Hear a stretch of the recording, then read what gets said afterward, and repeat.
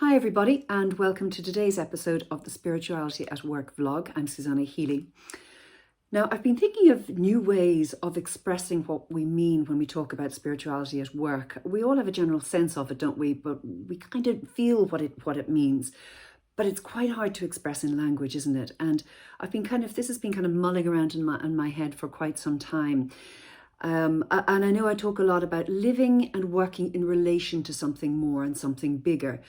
Now that's what that bigger is and what that more is very different for each and every one of us. But the other night at about 3 a.m. I woke to this kind of aha moment and I just thought, do you know something, come out of language completely. And so I've just prepared a couple of images for you here that I want to share with you. Hopefully it'll work for some of you, it may not for others, but just new ways of visualizing us. It's kind of a left to right hemisphere thing. And I'll talk about that another time, but it kind of new ways of visualizing what we're talking about when we're talking about holistic HR and spirituality at work and its relevance to helping employees to find meaning and purpose and the whole area of spirituality at work. So I hope you like these. Let's go for it. If we search for images of success online, we'll get images like this one, the stereotypical arrow upwards. Success is two-dimensional here. But in reality, the path to, inverted commas, success is complex and should really be represented with lots of loop-the-loops.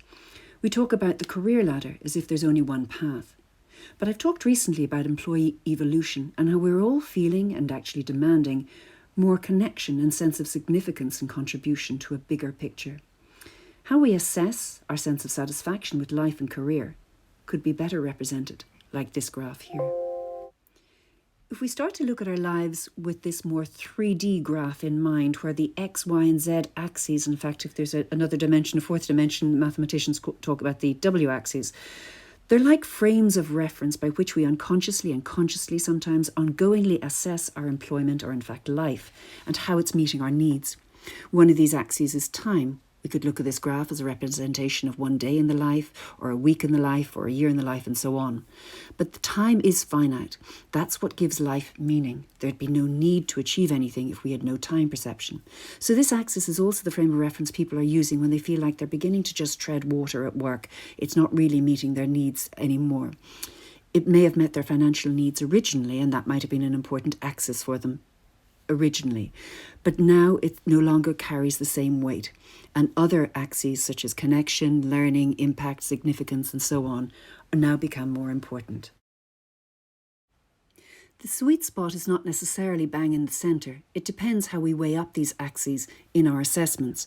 So the phrase work-life balance has probably led us up the garden path a bit. Our axes, or frames of reference by which we assess our happiness and our contentment with our role and life, doesn't necessarily need equilibrium all the time. In fact, we're often most energised and motivated when something is really meaningful to us. So, for example, if difficult work is poignant or personally meaningful, it provides us with a sense of significance and contribution and will carry a lot of weight on how we assess our contentment with how we're doing. We might be very happy to do the work. Many adults say that they laugh less than they used to. So opportunities for fun, friendship and laughter will also be relevant and carry a lot of weight in these unconscious and conscious calculations. But each of these axes represents our values, so none can be ignored, and we can't be consistently too low on any axes or completely ignore them, or an employee will begin to start to look for other opportunities. These axes, or frames of reference, are deeply personal and carry through all aspects of our lives, and certainly needs for some values can be met outside of work. But these are the axes by which we assess our sense of contentment with life, and they're a recipe for flourishing, and we'd be really wise to pay attention to them for ourselves and, of course, our teammates and colleagues. So just as medicine is becoming more personalised to an individual's DNA, the way I see it, as artificial intelligence becomes part of our world, work will be divided into the unhuman and wholly human. The challenge is to create wholly human roles for people, and research is showing us the axes that we all hold in common that need to be integrated in order to do so. So even if each of us begins to look at the people that we meet today and our own lives from this perspective, it might help us to get some insight into how sometimes we can disagree with people because we have different frames of reference and weight them differently, and how each of us assesses our satisfaction with our life and our careers and our jobs, and whether or not they're meeting our values and needs. It's certainly something to think about. Thanks to the clever people at math.brown.edu and ResearchGate for these graphs. So hopefully some of those images helped in terms of helping to visualize what we mean when we talk about spirituality at work and holistic HR and those kind of terms.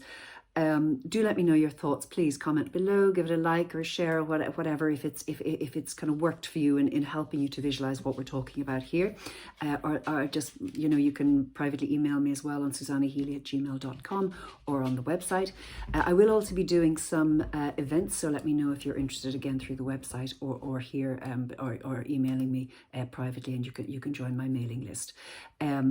But in the meantime, if I haven't fried your head with those extra dimensions, until we talk again, look after yourselves. Take care. Bye-bye.